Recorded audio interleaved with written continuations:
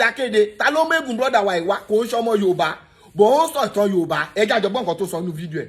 Yoruba people are originally from Mecca. Yes, Saudi Arabia. I know you don't know this. Even 90% of the Yorubas don't know this. Most people think the Yoruba stems from Ile-Ife. No, now hear me out. Centuries ago, migration was very rampant because people were spreading on the face of the earth. The Yorubas are the descendants of Ham, who was the third son of Noah. Small migration of these descendants. They settled in the ancient city of Mecca and Medina, presently known as Saudi Arabia, for thousands of years. But something was different with these Yoruba people. Them too carried their idol worship for head. You need to know it has been right from time. The small Yorubas constitute great power and they were a very respected minority in the larger community of the Arabs. So, around 600 AD, after Prophet Muhammad introduced Islam to the Arabs, the Yorubas were still so deep in their idol worship and paganism. So the Arabs were like, if you people can't join us and leave your idols, you have to leave this land. The Yorubas think say na play until the Arabs decided to kill them. The Yorubas had a leader at that time whose name was Lamududu, the father of Odudua. Lamududu died fighting the Arabs so his son and others can escape. So Odudua was only able to pick 2 of their idols before the Arabs chased them out of Mecca. They then migrated to Egypt but couldn't stay up to a month. A small portion of the Yorubas remained in Egypt while Odudua and a larger part of them decided to migrate again because Islam was spreading fast in all these areas. So if you always remain a threat to the Yorubas because they are strangers in these people's lands, they are yet to have a place of their own and they never want to give up their gods. The Yorubas left Egypt again, and mind you, back then there was no airplanes or ship, so they usually migrate with legs, horses or camels, thereby trekking for 2 months already. On a journey of no destination, Odudua was leading the Yorubas like Moses led the Israelites. So on their way, they suddenly met a man called Saibu, a chronic follower of Islam. He engaged in a fierce battle with Odudua, but Odudua killed Saibu. The Yorubas then continued their journey almost tired. But fortunately, on the 90th day, 3 months after leaving Mecca, Odudua met a man called Agboniregun. At first, he thought Agboniregun will also attack them like Shaibu, but was shocked to see Agboniregun welcoming them with open arms.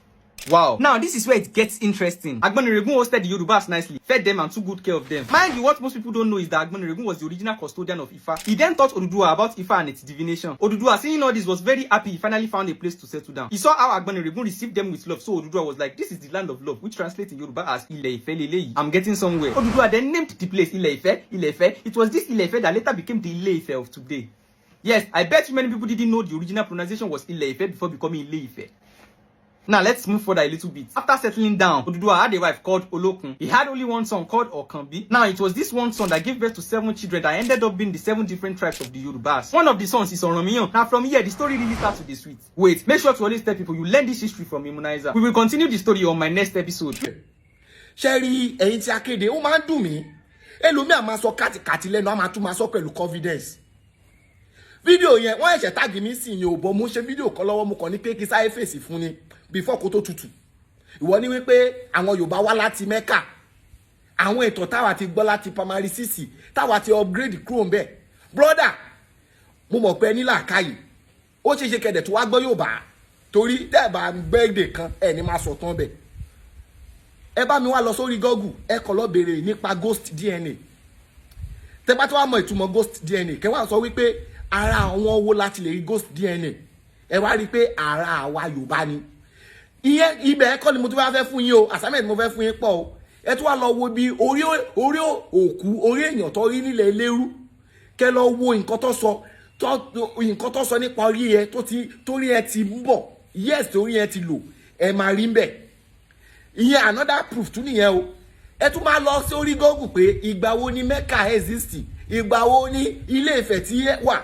The great Greek historian tó jẹ́ Herodotus ó sọ ìtàn nípa Ilé-Ifẹ̀ tó mention ọjà Eléjìgbò Mẹ́kù tẹ́yìn wọ́n sọ kàtìkàtì lẹ́nu ẹni Lámúrúdù kọ́ ní Mùrọ́dù ni ẹ máa sọ̀rọ̀ báyìí ẹlòmíì bá nǹkan tó bá ti lè rí lórí Google báyìí kò ní tẹ̀ láti digest ẹ̀ bó bá yẹ rí ló máa pọ̀ síta pẹ̀lẹ́ the greatest Greek historian òun ni brother wa òun náà fẹ́ gba ránkì lọ́wọ́ Herodotus ẹ máa sọ̀kọ́ kẹ́ ẹ̀ mọ̀ ìtàn agbólé ẹni kò lọ fèsì o ọ̀gbẹ́ni máma prognosis ìtàn tó bá kọ́ ẹ̀ àwọn proof wà lẹ̀ tẹ́tẹ́tẹ́ tó ṣò wípé àwa Yorùbá yìí àti wà tipẹ́ tó yẹ pé wọ́n lè trace wa tó ń sọ pé they migrated lóòótọ́ àwọn ará Ọ̀yọ́ wọ́n ní ṣe pẹ̀lú wọ́n ní nǹkan wọ́n share things in common pẹ̀lú àwọn Arab bọ́ kó ń ṣe gbogbo ilẹ̀ Yorùbá kó ń ṣe gbogbo àwátàdẹ̀ ń jẹ́ Yorùbá lẹ́nìí ẹ mọ̀ yẹn kẹ́ mọ̀ peace ẹ̀ ń sọ̀tọ̀ ìtàn tó ṣojú yín tẹ̀tẹ̀ mọ́ ń pa